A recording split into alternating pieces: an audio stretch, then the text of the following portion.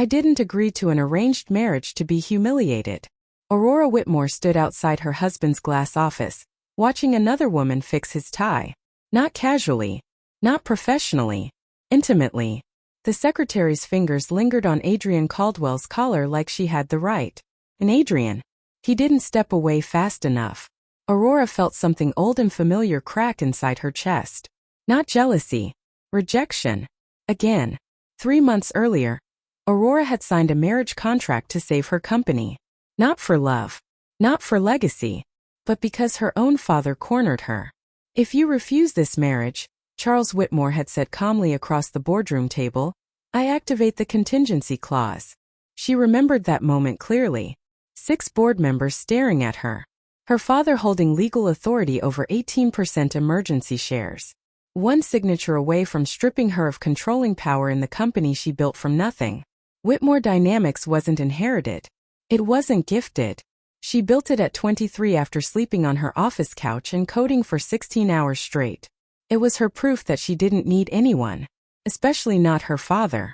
Especially not after he chose his empire over his family. Aurora was 9 when she heard her mother crying in the kitchen. 10 when she realized the crying never stopped. 13 when her mother packed a suitcase and whispered, never beg for someone to choose you. Her father didn't chase her mother. He went to work the next morning like nothing happened. That was the day Aurora learned something dangerous. Love makes you replaceable. Control makes you safe. So when Charles Whitmore threatened her company, Aurora didn't cry. She negotiated. And what does Adrian Caldwell get from this? She asked. Cybersecurity dominance. Market expansion. Political insulation. So she was currency. Fine.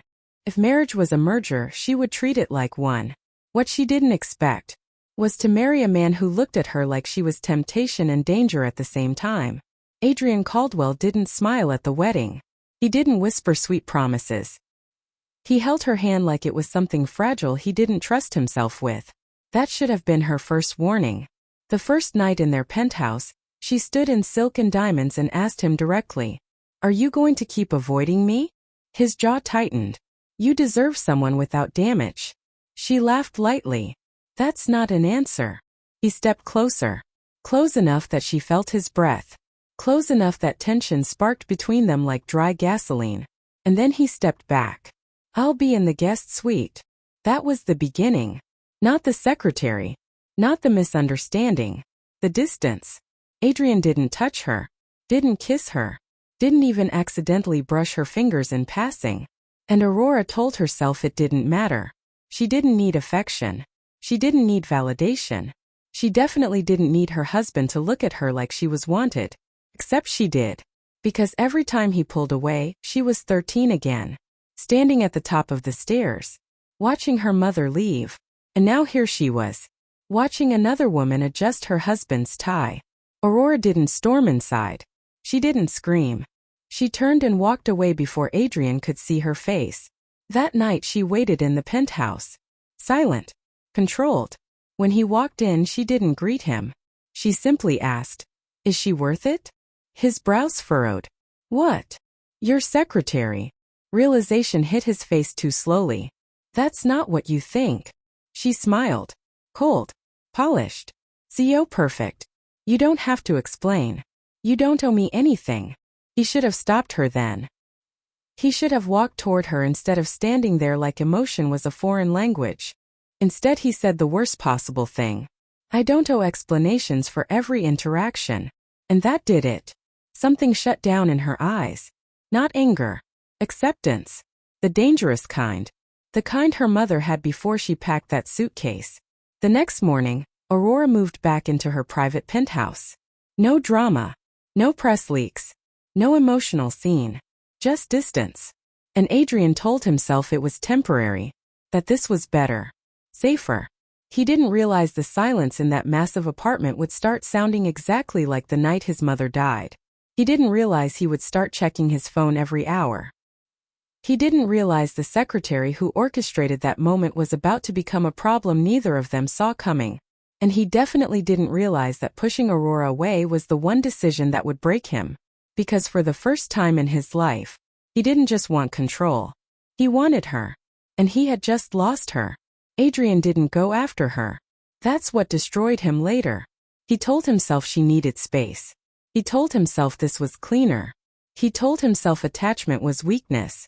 But the first night without Aurora in the penthouse felt wrong. Too quiet. Her heels weren't by the door. Her laptop wasn't open on the kitchen counter. The faint scent of her perfume wasn't drifting through the hallway. Silence pressed against his ribs. He slept in the master bedroom for the first time since the wedding. He lasted 30 minutes before moving to the couch, because the bed still smelled like her. And that did something dangerous to him. Meanwhile, Vanessa Hale watched everything unfold exactly the way she hoped. Aurora gone. Distance created. Tension rising. She didn't see herself as a villain. She saw herself as inevitable. She had worked beside Adrian for 3 years. She had watched him ignore women who tried to flirt. She had learned his routines, his triggers, the way he went cold when someone got too close. She believed she understood him better than anyone. And in her mind, Aurora was temporary. A business transaction. Vanessa, on the other hand, was loyal. She began filling the empty spaces. Scheduling late-night strategy sessions. Bringing him coffee personally. Standing just a little closer than necessary. One evening she said softly, "You shouldn't let her walk away so easily." Adrian didn't look up from his desk. "You're overstepping." "I'm concerned." "You're employed." That should have been enough. But obsession doesn't listen to boundaries. It escalates. Aurora didn't cry either. She investigated. Because that's what she did when something didn't make sense. She pulled building access logs from Caldwell headquarters. Cross-checked timestamps. Not because she wanted Adrian back, but because she wanted the truth. And patterns emerged. Vanessa had cleared the executive floor 30 minutes before Aurora arrived that night. She had marked it as confidential client review. There was no client. She had also rescheduled Adrian's earlier meeting to ensure he'd still be in the office when Aurora showed up. Aurora leaned back slowly in her chair. This wasn't an affair. It was staged. And then she dug deeper. Victor Caldwell's shell companies were quietly acquiring small percentages of Whitmore stock through layered intermediaries. Strategic. Hidden. Predatory. Her father's contingency clause. Victor's acquisition moves. The arranged marriage. None of it was coincidence. She realized something cold and sharp. The men thought they were playing chess. They forgot she invented the board. Across the city, Adrian sat alone in his father's estate library. Victor stood near the fireplace, composed as always. "You're distracted," Victor said. "I'm handling it." "You're unraveling." That word landed heavier than Victor expected. Adrian's jaw tightened. "She left because of you." Victor raised a brow. "She left because you're emotionally incompetent." That hit too close. "You manipulated the board. You used her company. I strengthened our position. You exploited my marriage." Victor stepped closer, voice low. "Don't pretend this was ever about love." The room shifted. Because it was. Adrian just hadn't admitted it. "You think I don't see it?" Victor continued. "You're starting to look at her the way your mother used to look at me." The air froze. Adrian's hands clenched. "Don't talk about her. Love makes men weak." The memory slammed into him without warning. He was 12 again. Standing at the top of the stairs. His mother crying. Victor shouting. Crash. A shove. The sickening sound of someone hitting wood. He remembered freezing. Not moving. Not protecting her. 14 when they found her in the pool. Accidental drowning. Adrian had stood at the funeral feeling hollow. Powerless. And he swore he would never feel that powerless again. But right now, he did. Because Aurora wasn't answering his calls. He had tried twice. Just twice. His pride wouldn't allow a third. Victor noticed the hesitation. "You're not built for attachment, Adrian. It clouds judgment." For the first time, Adrian said it out loud. "I don't want to be you." Victor's expression hardened. "You are me." That night Adrian didn't go home. He drove. No destination. Just movement. Because stillness meant thinking. And thinking meant feeling. And feeling meant remembering.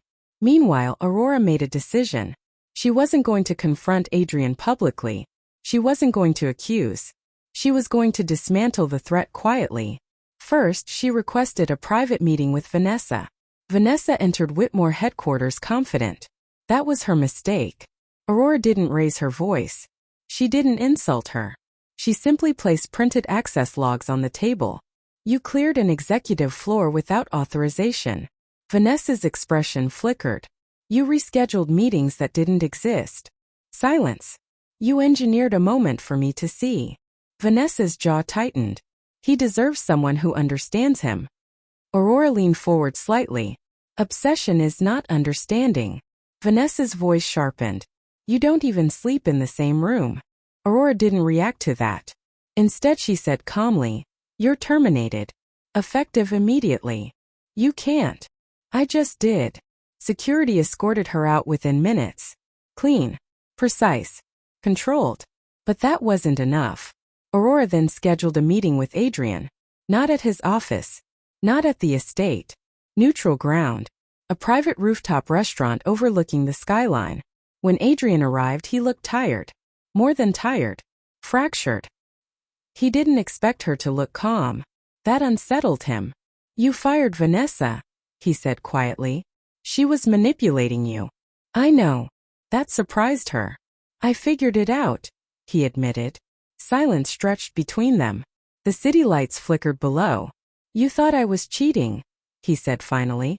You didn't stop her fast enough. His shoulders dropped slightly. I don't always react fast to proximity. She studied him carefully. Why? That single word hung between them like a test. He could deflect. He could shut down. He could protect himself. Instead, something in him shifted. When I was 12, he began slowly, I learned that the safest way to survive was to detach. She didn't interrupt. My father hurt my mother. Aurora's breathing stilled. She stayed. She loved him. And he destroyed her. The admission cost him something. I don't know how to be close to someone without expecting it to end badly. Aurora's anger dissolved into something heavier. Understanding. And you thought pushing me away would protect me? Yes. And saying you didn't owe me explanations? I was afraid if I explained, you'd see how damaged I am. The vulnerability in his voice wasn't polished. It wasn't controlled. It was raw. And for the first time since the wedding, she saw the boy behind the billionaire. You're not your father, she said softly. I don't know that. I do. He looked at her like he wanted to believe it but didn't trust himself enough to. She reached across the table. Slowly. Gave him time to pull away. He didn't. Her fingers wrapped around his hand. And this time, he held on. But peace doesn't come that easily. Because while they were beginning to understand each other, Victor Caldwell was preparing his final move. And Aurora's father was about to realize his daughter was not the piece on the board. She was the one about to flip it. Aurora didn't let go of his hand first. But she did pull back gently. Your father isn't done, she said quietly. Adrian's jaw tightened. Neither am I. The next morning proved her right. Financial news exploded before the markets even opened. Caldwell Strategic Group had initiated a protective consolidation, a polished phrase for hostile acquisition.